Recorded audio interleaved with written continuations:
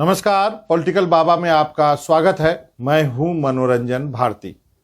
आज चर्चा करेंगे प्रशांत किशोर के कांग्रेस में आते आते न आने के पीछे की कहानी का।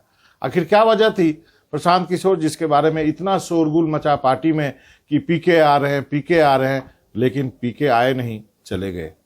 क्यों चले गए, इसके पीछे की कहानी क्या है, मुझसे मेरे साथ सुनिए। आपको बता दूं कि पिछले कई दिनों से, कई महीनों से जो है ये बातचीत चल रही थी प्रशांत किशोर और कांग्रेस नेतृत्व के बीच में, जिसमें कि सोनिया गांधी, प्रियंका गांधी और राहुल गांधी भी थे। और अभी पिछले दिनों ये कोशिशें काफ़ी तेज हुई और ये कहा गया कि कांग्रेस चाहती है, और प्रशांत किशोर ने खुद अपनी इच्छा जाहिर की थी कि वो चाहते हैं कि वो कांग्रेस में आए और कांग्रेस की मदद करें, कांग्रेस की जो स्थिति है उसको संभाला जाए किसी तरह, क्योंकि एक इतनी बड़ी पार्टी, 138 साल पुरानी पार्टी की जो हालत है वो शायद देश हित में नहीं है। तो प्रशांत किशोर की मुलाकात होती है सोनिया गांधी से। प्रशांत किशोर एक प्रेजेंटेशन भी देते हैं, जिसके बारे में मैं आपको पहले भी बता चुका हूँ। कई स्लाइड्स का, करीब 54-55 स्लाइड्स का वो एक प्रेजेंटेशन होता है। सोनिया गांधी बहुत इम्प्रेस होती हैं, बहुत खुश होती हैं जो बातें उन्होंने प्रशांत किशोर ने उसमें बताई है। उसके बाद एक कमेटी बना देती हैं। कमेटी के लोग भी उस प्रेजेंटेशन को देखते हैं, समझते हैं। कई लोग बोलते हैं कि बहुत अच्छा है, अधिकतर लोग बोलते हैं बहुत अच्छा है। कुछ लोग कहते हैं कि प्रशांत किशोर को पार्टी में ले लिया जाए, वहीं कुछ लोग कहते हैं कि पार्टी में लेने की जरूरत नहीं है, आप इनको सलाहकार की हैसियत से रखिए, कोई पार्टी में पद मत दे दीजिए। इसी सब के बीच एकाएक एक ट्वीट आता है प्रशांत किशोर की तरफ से कि उन्होंने सोनिया गांधी का जो इम्पावर्ड ग्रुप सोनिया गांधी ने एक बनाया है उसमें शामिल करने का जो न्योता प्रशांत किशोर या मुझे जो दिया गया वो ट्वीट में उन्होंने कहा, उसको मैं ठुकराता हूं। इसका मतलब साफ है कि वो कांग्रेस में नहीं आ रहे हैं। फिर एक ट्वीट जो है वो कांग्रेस के कम्युनिकेशन के जो इंचार्ज हैं रणदीप सुरजेवाला, उनके तरफ से आता है और उसमें भी यही बातें लिखी होती हैं। ये दो ट्वीट आपस में काफ़ी कुछ कहते हैं।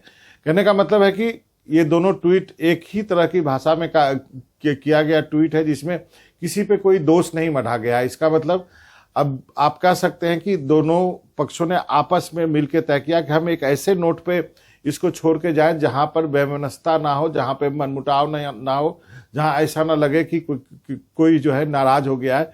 इसलिए कांग्रेस की तरफ से भी और पीके की तरफ से भी ये ट्वीट किया गया। अब दिक्कत क्या हुई? दिक्कत ये हुई कि प्रशांत किशोर जो है पार्टी में 2024 के पहले एक ऐसा पद चाहते थे जिसमें कि उनके हाथ में थोड़ा कंट्रोल हो, क्योंकि उनको मालूम था कि यदि आपको कोई जिम्मेदारी दी जा रही है तो आपके पास उतना वजन भी होना चाहिए कि आप कुछ कहें तो उसको माना जाए, फॉलो किया जाए। और उन्होंने ये शर्त रखी थी कि मैं सीधे कांग्रेस प्रेसिडेंट को रिपोर्ट करूंगा, मैं किसी और को रिपोर्ट नहीं करूंगा। पहले सोनिया गांधी इसके लिए तैयार थी, लेकिन बाद में ऐसा कहा जाने लगा, कई लोग कहते हैं कि प्रियंका भी तैयार थी, लेकिन टीम राहुल इसके लिए उतने तैयार नहीं थे। अब टीम राहुल में कौन से लोग हैं आप सबको मालूम है कि उनके इर्द गिर्द कौन है। कई कांग्रेस के नेता ने ट्वीट भी किया प्रशांत किशोर के बारे में, और उनके जो है टीआरएस के साथ जो समझौता किया है प्रशांत किशोर की कंपनी ने। हालांकि प्रशांत किशोर कहते हैं कि आईपैक अब उनकी कंपनी नहीं है, वो एक स्वतंत्र कंपनी है, लेकिन उसको लेकर के तमिलनाडु के एक सांसद ने ट्वीट भी किया था। ये सांसद जो है करीबी माने जाते हैं राहुल गांधी के। केरल से एक नेता आते हैं, वो भी टीम जो है राहुल में है। तो कहा जा रहा था ये सब लोग जो थे वो थोड़े असहज महसूस कर रहे थे, और यही वजह है कि प्रशांत किशोर को जब लगा कि वो इस पार्टी में आ रहे हैं बीजेपी को चुनौती देने, वो इसलिए नहीं आ रहे हैं कि वो कांग्रेस में ही नेताओं के साथ उलझते रहे और अपनी सारी एनर्जी उसी में खर्च करते रहे, इसलिए प्रशांत किशोर ने ये सोचा कि उन्हें जो है अब ये तय करना चाहिए कि वो कांग्रेस में नहीं आएंगे। अब सबसे बड़ी बात ये है कि क्या जो दो चुनाव आने वाले हैं गुजरात के और हिमाचल के, उसमें कुछ सहयोग करेंगे क्या प्रशांत किशोर? अभी इसके बारे में कोई क्लैरिटी नहीं आई है, लेकिन अब माना जा रहा है कि इन दोनों चुनाव में प्रशांत किशोर की कोई भूमिका नहीं होगी। अब भूमिका उन्हीं लोगों की होगी जो प्रशांत किशोर को नहीं आने देना चाहते थे। क्या वो इन दोनों राज्यों में कांग्रेस को जितवा पाते हैं या नहीं जितवा पाते हैं? इसलिए कई राजनीति के जानकार मानते हैं कि इन दोनों राज्यों में यदि कांग्रेस चुनाव हार जाती है तो एक बार फिर से पीके के लिए कांग्रेस का रास्ता खुला रहेगा। एक बार फिर सोनिया गांधी उस तरफ रुख कर सकती हैं कि 2024 की रणनीति 2024 की रणनीति बनाने के लिए क्या उनको लाया जाए एक बार फिर से। तो कई लोग मानते हैं कि ये दरवाज़ा खुला हुआ है, ये दरवाज़ा बंद नहीं है। इस पूरे कवायद में आप कह सकते हैं कि पॉज बटन दबा है, मतलब ये चीज़ें थोड़ी दिनों के लिए रुक गई है, शायद उन दो राज्यों के, गुजरात और हिमाचल के चुनाव के लिए। अब इसके बाद जो है कई वो नेता जो कि चाहते थे कि ये हो जाए, क्योंकि कांग्रेस के पूर्व सांसद जो है संदीप दीक्षित से मेरी बात हुई, उन्होंने खुलेआम कहा कि उनको निराशा हुई है, उनके जैसे कई कांग्रेस नेताओं को निराशा हुई है कि प्रशांत किशोर क्यों नहीं आए। यदि एक बाहर का व्यक्ति जो कि डाटा को अच्छे से एनालाइज करता है, कोई चीज़ आपको बता सकता है, किसी चीज़ का सोल्यूशन उसके पास है, और वो व्यक्ति जिसने कि अपने आप को प्रूव किया है। हालांकि ये उनके प्रशांत किशोर के लिए डिसएडवांटेज भी रहा, क्योंकि वो कई नेताओं के लिए काम कर चुके हैं, नीतीश कुमार से लेकर के ममता बनर्जी, केसीआर, स्टालिन, कैप्टन अमरिंदर सिंह, और यहाँ तक कि प्रधानमंत्री मोदी के लिए भी 2014 में वो काम कर चुके हैं। तो ये बात उनके लिए, प्रशांत किशोर के लिए जहां पर एक तरफ प्लस पॉइंट था, वहीं पे कांग्रेस के कई नेताओं ने इसे नेगेटिव पॉइंट कहा कि आप इन पे भरोसा कैसे कर सकते हैं, खासकर आइडियोलॉजी को लेकर के, जबकि इनका काम तो बिजनेस करना है। तो जो वैसे नेता जो प्रशांत किशोर के पक्ष में है, उनका कहना है कि ये उनका बिजनेस है, उनकी कंपनी करती है, लेकिन यदि वो आदमी आपको कुछ वैल्यूएबल सुझाव दे सकता है, क्योंकि आप लगातार, जो मौजूदा नेतृत्व है वो लगातार चुनाव हारता जा रहा है और कांग्रेस की स्थिति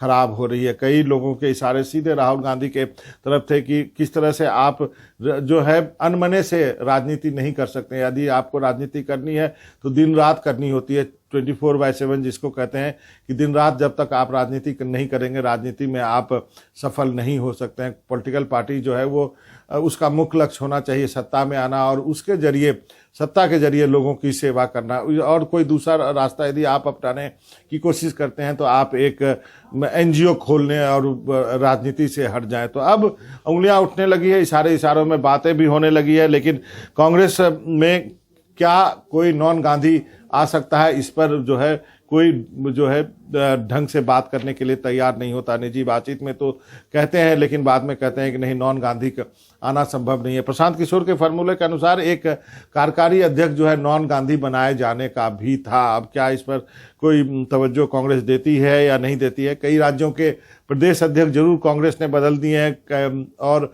आपको बता दूं कि 2 नेता सुनील जाखड़ और केरल के थॉमस, इन दोनों को 2 साल के लिए निलंबित करने के लिए की सिफारिश कर दी है अनुशासनहीनता को लेकर के। तो कांग्रेस कुछ करती तो दिख रही है।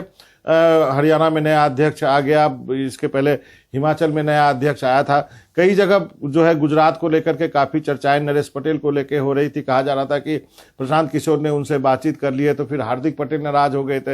हार्दिक पटेल से प्रियंका गांधी ने बातचीत की, तो कांग्रेस थोड़ी आगे बढ़ते दिख रही थी। अब क्या उसी ढंग से आगे ठीक से बढ़ेगी या नहीं बढ़ेगी, इसको लेकर के काफ़ी चर्चा बनी हुई है। लेकिन अब जब नेता जो हैं, कुछ नेता जिसको आप G23 कहते हैं, उन्होंने एक बार फिर से दबाव बनाना शुरू कर दिया है और कांग्रेस नेतृत्व पर एक तरह से सवाल उठाने शुरू कर दिए हैं। कांग्रेस में चुनाव होने वाले हैं अगले महीने जो है वो उदयपुर में जो 2 दिन का चिंतन शिविर होगा, देखते हैं उससे क्या निकलता है। लेकिन जब तक कांग्रेस, जैसा कि प्रशांत किशोर कह के गए हैं कि कांग्रेस में जड़ें बैठाए हुए हैं समस्याओं को दूर करने के लिए कांग्रेस को मुझसे ज़्यादा नेतृत्व, सामूहिक इच्छा शक्ति की जरूरत है। तो ये सबसे महत्वपूर्ण लाइन है कि समस्याएं काफ़ी दिनों से है, काफ़ी गहरी उनकी जड़ें हो गई है, और उसके लिए सामूहिक इच्छा शक्ति की जरूरत कांग्रेस को दिखानी होगी। और क्या कांग्रेस ये कर पाती है, ये देखना होगा, वरना